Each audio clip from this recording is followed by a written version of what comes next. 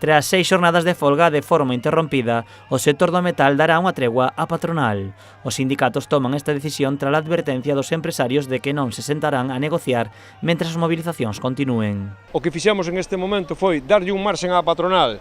Vamos a desconvocar a folga do día 12 e do día 13 a convocada a semana que ven, se van a desconvocar esos dos días de folga, para dar desde o día de hoxe hasta as 6 da mañán do día 18 o marxen para poder negociar. Estamos dispostos que nos chamen cando queiran para negociar eso. Unha tregua que ven con ameaza, xa que se chegado ese día non hai avances, a folga do metal será indefinida. En caso de que ás 6 da mañán do día 18 non teñamos ningún tipo de acordo ou a negociación non avance, automáticamente a partir de aí é folga indefinida. Por lo tanto, esos son os dous mensaxes que tal. Sin negociación non vai haber solución, por lo tanto, nos facemos o chamamento a que a propia patronal se sente cando queira, canto antes mellor, para evitar que o conflito, lóxicamente, se enquiste aquí e se prolongue no tempo. Os sindicatos agardan que con esta paralización das folgas a patronal acepte as súas reivindicacións.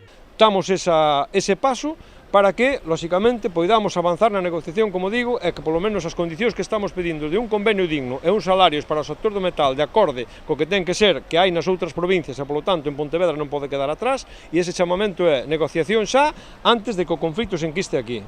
Precisamente este venres o sector tivo en Valga unha nova manifestación na que participaron máis de 500 traballadores.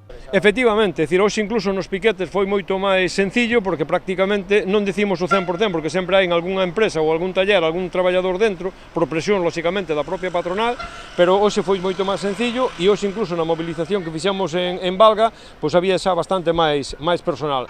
Con esta ameaza, os sindicatos queren mandarlle dúas mensaxes aos empresarios. En primeiro lugar, que o seu obxectivo é negociar e que se melloren as condicións dos traballadores. E en segundo lugar, que non cederán ante chantaxes e ameazas.